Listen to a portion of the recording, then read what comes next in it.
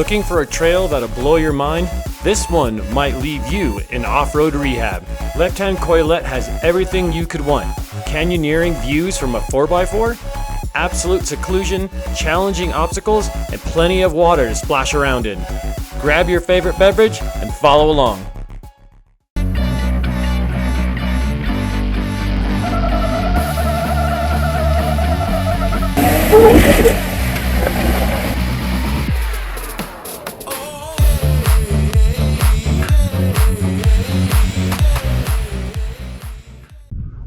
And we're at this little fork on the road. You head left, you're gonna go to Escalante. You head right, it says straight. You're gonna go to a hole in the rock road, not trail, not the crazy hard fun one. We're gonna go that way. I think it's called like Left Hand Coilette Road or something along those lines. I'll put it in the you know, down here somewhere, and you guys can read about it. It's supposed to be a bit of a canyon. The view is supposed to be good. Highly recommended. So let's see how this goes.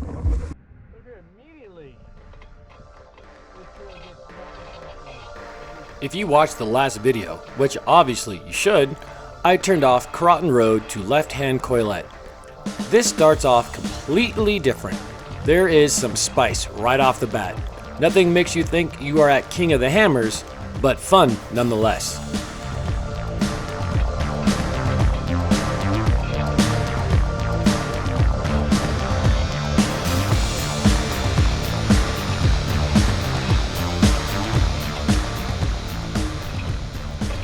The trail drives straight into a canyon.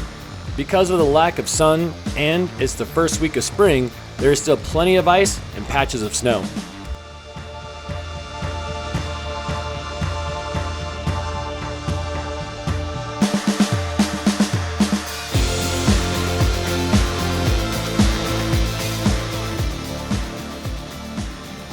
In the previous two videos, long stretches of the trails were through flat, wide open spaces, fantastic views, but it was more of a cruise.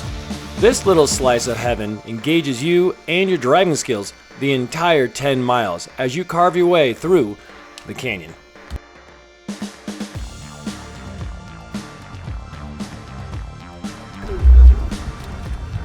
Well, this is pretty spectacular. This canyon is definitely worth the trip so far.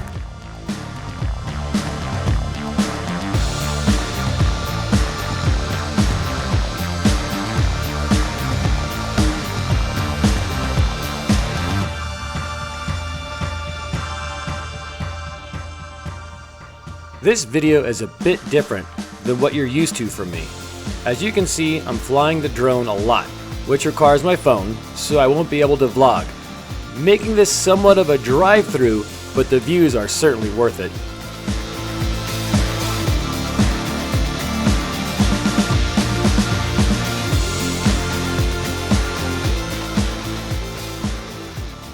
I felt like such a tourist, zipping through the canyon without taking the time to really appreciate everything it had to offer. Taking some day hikes to the tops of the shelves and overhangs, with lunch, a few beers, and just contemplate the big issues. What's the meaning of life? Why is it called a hamburger if it's made with beef? And always a scary one, if you swallow an ice cube whole, will it hurt coming out?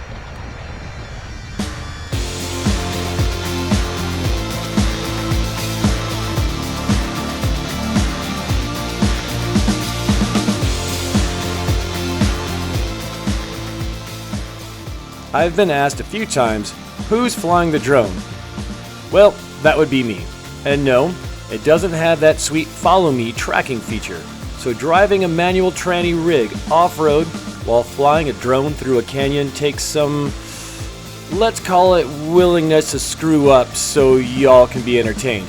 See what I risk for all 3 of my subscribers?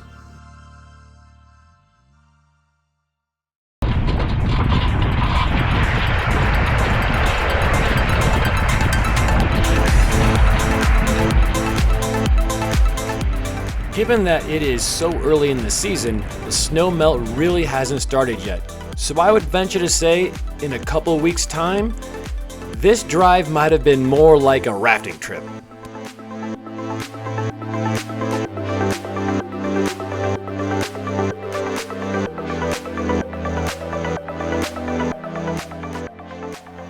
I'm really doing my best to showcase how stunning this area is. It's not about me, the Jeep, the gear, or even my trails and cocktails, believe it or not.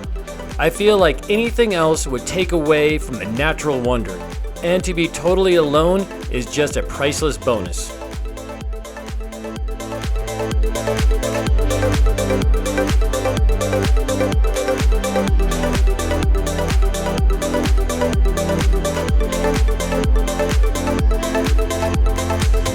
Honestly, I'm glad this trail is out in the middle of nowhere and takes a commitment to get to. The section you are looking at now is worth the work all on its own.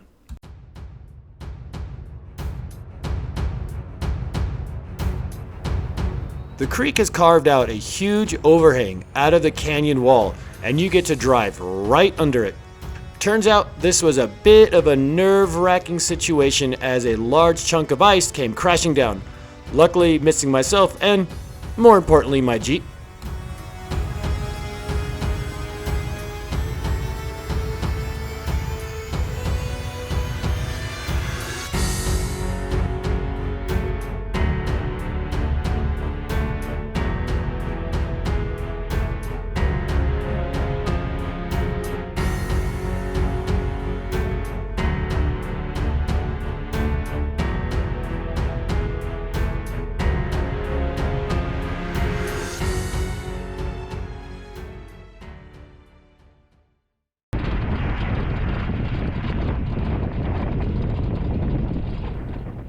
Now, you don't need a six-figure build to make this trail a success story, but a little bit of a lift and some meaty tires will make life a little more enjoyable.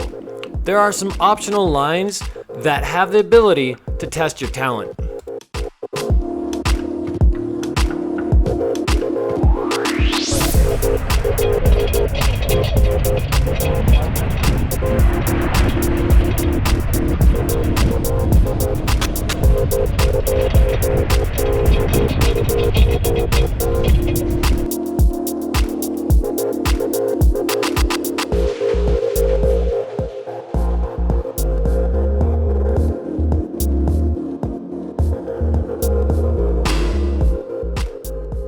There it is, the first off-roader I've seen in 45 miles on the dirt.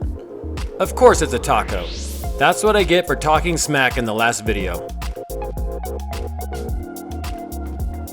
Going so long without seeing a soul highlights the danger of overlanding in desolate areas solo. Having proper gear, what-if plans, letting people know where you will be are a must. In these situations, you are your only and best friend.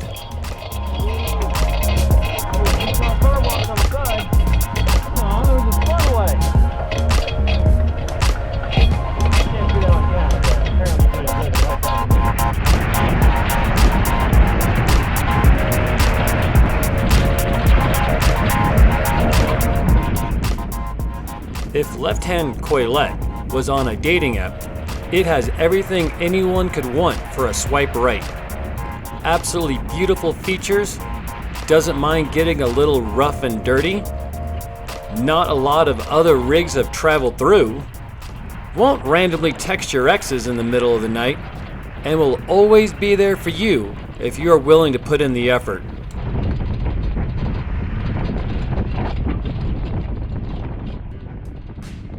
Even at the end, Coilette doesn't give up. Check out these layers of little elf pockets and this random balanced boulder.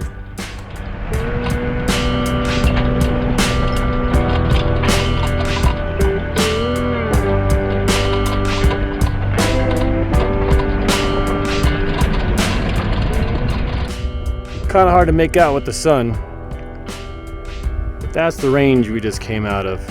You can see some snow up there, and I am not gonna lie, it was about 40 degrees going through the top where it was sunny, so it was nice, had the top down, but it was a real cheery.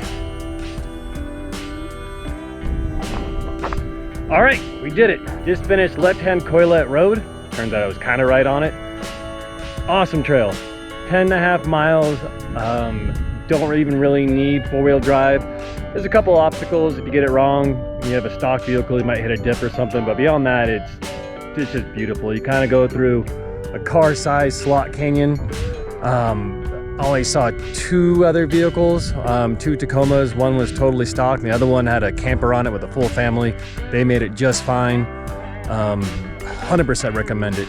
You actually end up on Hole in the Rock Road, not the sweet trail, but that's the sign you're looking for. We did get a little bit muddy, but that's it. Just a quaint little turnoff. So I think if I go that way, I'm gonna hit Coyote Gulch, which we'll see if we have time to do that today. But I mean, I think we've done 4 trails today. Super happy with it. Highly recommend it.